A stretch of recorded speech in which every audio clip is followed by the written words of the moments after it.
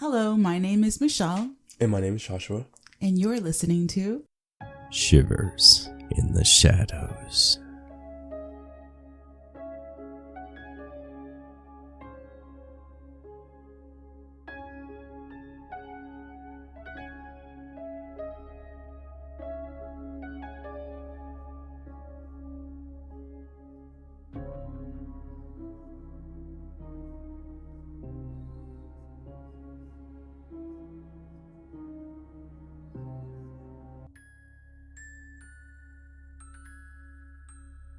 Hello, listeners, our audience in the void. Welcome to our new podcast. Well, yeah, welcome to our new podcast where we hope to terrify the hell out of you with real events and scary ones as well. Yeah.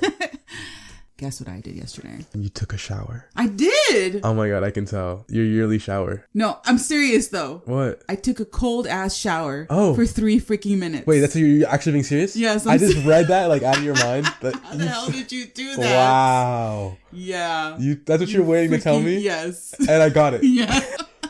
You took a cold shower. 3 Oh my minutes. god. I did that. Really? For the first time ever. Goodness. Yes. Tell me how you felt knew you'd be afterwards. so proud Tell me of how you felt. I was alive. I know. I know. Yes. It was amazing. Shane did it too. Mm-hmm. Shane is my husband, by the way. And we did a minute and a half on one side and a minute and a half on the other side. Yeah. Wait, is it a bath or a shower? Shower. Okay. So I got in there and first I did the front. Oh my god. Okay. That was Right. Screaming. Yeah. And it went from shock to torture. Right. And then knowing I had to turn around, he was like, okay, and now. And I turned around immediately. Oh my god. I love that. And then like towards the end, it was going down my sides. And it was like, literally. But you feel so alive. You do. Your brain spikes in dopamine by at least 200% and stays there for like 4 hours. So he said his friend told him to do that to fight the depression. Yes. And he said that the dopamine levels that you get are more than what you get from cocaine. Is that accurate? I know it's at least 200%. I wouldn't say that's accurate for all people in all situations. And depending on how much cocaine, there's a lot of factors and variables to consider. But I would say as a tool for depression, 100%. But like he said, cocaine lasts for like 15 minutes or something like that. Right. Yeah. Cocaine's 15 to 30 minutes. This it's lasts 4 hours. For hours. Yeah. Yeah. So, I mean, yeah. Not that we're doing cocaine or anything. Yeah, okay? right. Saying, not yet. Like we're not yet. That's if the depression gets yet. really bad. No, but what's something really interesting about that is the reason it has nothing to do necessarily with the fact specifically that it's cold. It's that our brain, the way the dopamine works, it's like a pendulum. And to make it, whenever it goes really high, it usually goes down really low. But what that means is that if you can inflict discomfort, pain, you will see it go back up. Which is what the cold shower is? Which is what the cold shower is doing. It is just the fact that it's inflicting discomfort. But like that at the it same caused time, the dopamine spike. You're laughing your fucking ass off because you just immediately like you scream and then you have to laugh because I don't know why. Like you just have to laugh. I laugh. I know some people. We both laughed too. Some people don't laugh. Some people are just like like that's some kind of noise you were making there. Yeah, it's cold shower noise. Yeah, obviously. Yeah. Listen. What? Keep that shit to yourself. Okay? Oh my god. All right. I got this mic. I can make any sounds I want into it, okay? Not when I'm around. Well, yeah, because I was thinking, I should do that to my son, my 4-year-old. Yes. And no. He would cry. Okay, do you know do you know what they do to children in Russia? They get the babies. Russia. Let's go with Russia. I don't even think I need to finish that sentence. Like if you say the wrong word, they'll freaking slice you. Listen, in Russia, baby is conditioned from infant age. Okay, to be man. Vladimir. Okay. Nobody invited you here. Listen. In Russia, baby is conditioned in the dark Arctic forest. They put the babies in they coat them, right? And then they put them out in the cold and they let them chill out there. Holy shit. Like you can see like a nursery of babies just chilling out in the cold. Oh, hey, yeah. Because they're conditioning them from a young age to be resistant to the cold. It's a cold environment. So if you're like, I don't want to hurt the baby and, introduce them to the cold temperature at a young age, do it. Torture your child. Why love? Let's torture. Exactly. Spike their dopamine naturally. That is seriously important because like your ability to do hard things is a muscle, and that's a hard thing. That's cold showers are so important in like self-improvement. It's a hard thing. Like the pep talk I'd have to do to myself to get myself to take a cold ice bath. No, that's what we did to each other too. Like, okay, do it. You really got each other to do it by doing that? Yeah. Oh my god. The shower was running and he was in the shower and I'm like, okay, do it, Shane. You got it. And I was like, ready, set, go. And he was like, let me do it. Wait. Oh my god. And then he finally said, okay, go. And I put the timer on. That is adorable. I love that you guys can motivate each other like that because I don't think I'd be able to do that. I think I say when I go. If someone was there like, well, go, do it. He did, but I was pumping him. I was like, right. You know, Okay. Yeah, like a pumping him. Okay, I would like that. He's the one who told me when he was ready. I wouldn't. Okay. Yeah. I want you to think about it, but it's just nothing but you and the water. Like I was telling him I'm going to do this every morning, but then I'm like, you know what? Maybe that's not such a good idea because I'll wake up the whole house with my screams. Yeah, for real. Everybody's sleeping 6 o'clock in the morning, and I'm like, Definitely. Well, people wouldn't question you, I don't think, if you're just going, oh my god, you're so you fucking sicko weirdo. All right, let's get into this. Okay, so this podcast is actually about true crime stories and scary paranormal ones. This episode is going to start with the paranormal one. We're going to start with a house called Casa Matusita, or in English, House Matusita, and it's located in Lima, Peru, which is where's Lima, Peru? I'm saying it's where your grandmother comes from. Oh my gosh. Our family. The audience? The audience's grandma or my grandma? The audience's grandma. Yes, all of your grandma comes from Lima, Peru. I'm sure you were unaware. They probably know this story. I don't though. You want to tell me? You're so stupid. Okay, this house, they don't know exactly when it was built, but the Lima Penitentiary was inaugurated in front of the house in the 1800s. So it was there then. So it must have been built sometime before that. Right. In the 1950s, the house was rented and used as a warehouse that was called Matusita SA, and that's where its name originated from. But let's go into the legends, which is what its reputation is all about. Legends begin with a Persian woman called Parvane Dervaspa, and I hope I said that right. She supposedly arrived in Peru on August 25th, 1573. And for those that don't know, that was the colonial times. I would not know this. That's why I'm saying. The colonial times in Peru? The colonial times in the world. That is a time in history. Oh, the colonial period? Yeah. Let's see. I mean, it seems like we're still in the colonial periods. Yeah, sure. I mean, because you obviously know exactly what that's about right now. Lots. Yeah. But we're not going to get into that? Why not? Okay, she arrived in the late 1500s. And she was known to heal the sick and, help the village around her. But unfortunately, she was accused of witchcraft for her skills. The Spanish Inquisition found out and arrested her. How dare she heal people? I know, right? Like, that's such a crime. Go back to hell. Right. So I'm going to go ahead and torture you for helping people. Exactly. You witch. They tortured the poor woman until she confessed to being a witch. Because obviously, when you torture someone enough, they're going to say whatever the fuck you tell them to say to get you to stop. So she confessed to being a witch. And once they got the confession, they sentenced her to death. Of course, sentencing her to death means burn, witch, burn. They burned her at the stake. And while she was burning, it is said that she used her last words to cast a spell, cursing anyone that set foot on the land where she was burned.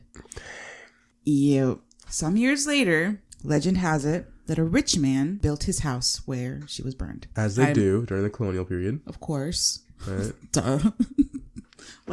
This witch was burned here, but... Right. Well, this is my land now, so... Yeah, fuck that shit. Yeah, that spell I'm thing. Rich. That spell thing, can you Yeah. I'm rich, and my money says... Nuh-uh. No. Exactly. So he was really influential. Oh my God, why can't I say that word? What? He was very influential. Okay. In the city, and he had many servants. He was a cruel man to his poor servants. I don't know all the details about it, but yeah, he was mean. He was just mean? Like, He was cruel. I don't have details on what he did, but they really didn't like him. Dang. And so they all got together and they planned a way to get back at him. He was inviting a bunch of his friends over one evening. And of course, his servants were aware because I'm sure he told them, hey, I'm having this big event. I need you all on your best. And I want you to cook the best food, blah, blah, blah. And so they prepared everything for the food and all the food for him and everything. And then they decided that the best way to get back at him is to embarrass him by having him and his guests act a fool by putting a hallucinogenic plant in their tea. And so they did it. And then they waited. And after a little bit, they started hearing a bunch of laughter. So they were like, hell yeah, this worked. Right. And they're enjoying hearing all the laughter and everything until the laughter turned to screams of agony. God. So they were on quite a trip there. The servants were too scared to look in the room until the screams ended. And then when the screams ended, one of the servants had the balls to be like, okay, I'm going to see what's up. He opened the door, walked in, and what he saw was a bloodbath. There were body parts everywhere, blood everywhere, arms and legs and heads. And oh my God. Was this the rich dude's arms, legs, and heads? His and his guests. Damn. They ripped each other apart. Oh my God. Yeah. After that, all the servants ran out of the house screaming, and they all got put into an insane asylum. And then the house remained abandoned for about 100 years after that. Mm-hmm. Not sure why. Yeah, me neither. Yeah, like... Don't want to be there? They didn't Airbnb it? I mean, people slaughtered each other. Yeah. Sorry if you hear my chair dragging. Sorry, I'm just trying to get comfy. I don't know why we're playing musical chairs right now. But people slaughtered each other there. There would be no reason. I mean, I'd move in. Yeah, no. The rent, like, it can't be that expensive. Seriously, right? Mm-hmm. Free psychedelics. Free psychedelics. Eventually, a family did move in. A Japanese family. Mm-hmm. And they moved into the second floor where the brutal killings had happened. And they turned the first floor into a shop. So they're all living there, la-di-da. Husband and wife with 2 kiddos. And then one day, the husband comes home from running errands and hears moaning upstairs. Well, he lives upstairs. He hears moaning coming from the bedroom. Okay. He goes in and, surprise, he finds his wife with another man. Ooh. So, obviously, what? The next thing to do after that would be... divorce her. Murder. Oh. I mean, come on. Divorce her. What planet do you live on? I guess not in Peru. Guy grabbed a knife from the kitchen, murdered both of them. Then he murdered his children because obviously that's the next thing to do. Right. And then he killed himself. Jesus. Yeah. Does this like follow the idea that like negative energy or witchcraft spells can manifest in like things like that, like people cheating, infidelity? Well, I think it's the evil spirits that were there tormenting them to behave that kind of way, or what?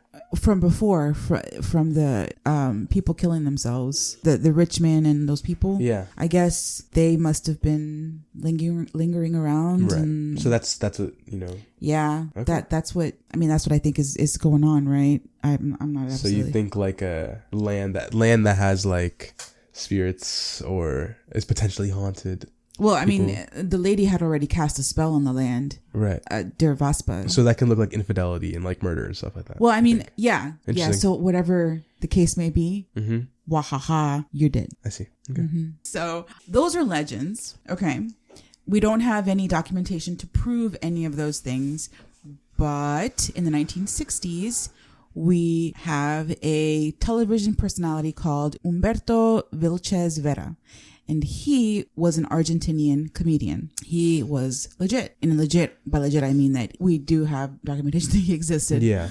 And he hosted a TV show called Los Fantasmas se divierten, which in English means the ghosts have fun. And the show was broadcast on Panamericana at 11 p.m. Okay. And he would take calls from his audience, from the public, and they would be scary stories and things like that. And the audience believed all of these stories.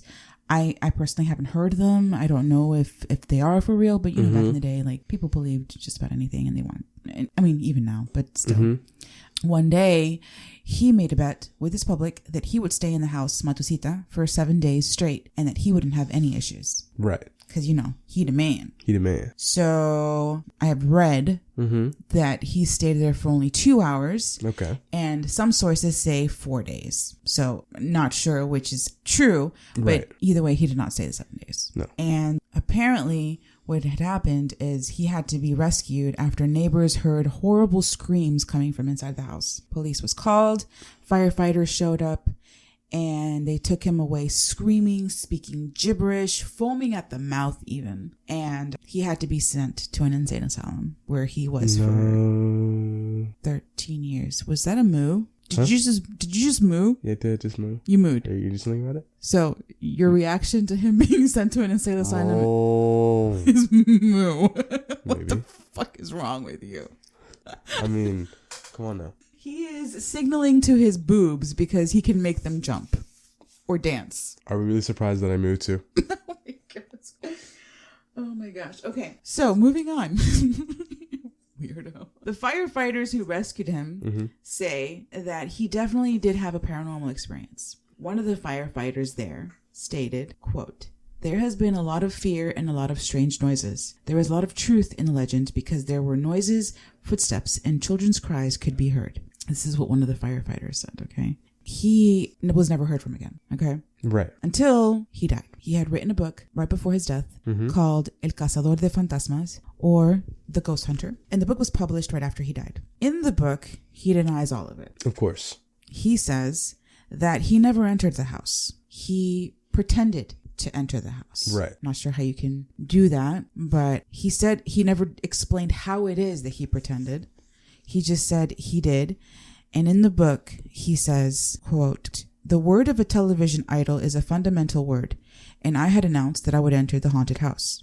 I never entered, but everyone saw me enter. I never spoke to a ghost, but they look at me as if I had become like a citizen of the afterlife. Idiot jokes, ghost stories, and fantastic inventions about that little man on television who one day tried to capture national attention by achieving a 100% rating." So basically, he's trying to say he did it for ratings. Yeah. But then he disappeared right after. So how does that work exactly? I don't know. It's a little fishy. It doesn't make any sense at all. And there's no documentation about the insane asylum stay. But those sources that I have read say that there is documentation about his rescue by the police. In his book, he did not address what the police involvement was then if he didn't have some sort of an experience from the house. You know what I'm saying? Like, explain that. Yeah. Exactly. He was running out the foamy mouth continues. He was doing it for the views. For the views, yeah, exactly. And only to disappear after.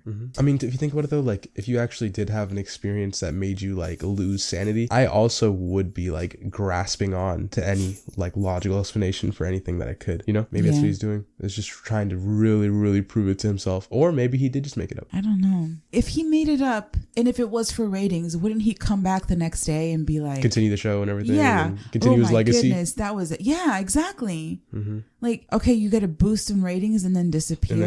That makes no sense. Yeah. That makes absolutely no sense. And yeah. Okay. I don't believe it for a minute. I don't believe it. Not even for a second? Not even for a millisecond. Oh my God. Unfortunately, in 2016, they rebuilt it. And since then, there's an owner there, and he says that there's no kinds of ghost activities. There's nothing going on there. Is that like the good ending or something? Or that's where it's at right now. Oh. People still hold it to its reputation, and they don't. They either get really freaking scared about going in there, going near it, or there's people like me who'd be like, "Hey, I want to see."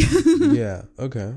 But the owner, he did an interview with a news anchor, and he showed paperwork of how long he's owned it, and that there's no activity in there, and there never has been since he's been there. But then again, we can only take their word for it. Maybe he's just tired of the publicity. Right. And people knocking on his door saying, "Can I come in?" Guys, no ghosts. There's no ghosts in here. All right. So, yeah. The house is located on the intersection of Garcilaso de la Vega and España Avenue, if you'd ever like to go see it in Lima, Peru. All right, that is the end of our first episode. I hope you enjoyed it. If you stuck around this far, I really appreciate it. You can always go check out our Instagram at Shivers in the Shadows. You can check us out on Twitter at Shivers Shadows or email us at shiversintheshadows@gmail.com. We hope our first paranormal episode was spooky and that our commentary was entertaining. And I hope that your interest grows as we get better and better with these episodes as they come out. Thank you for listening. And we really hope you come back next week where we'll discuss the gruesome events that happened to Diamond Alvarez. Thank you so much for sticking with us this far, and we hope you join us next week. Bye. Bye.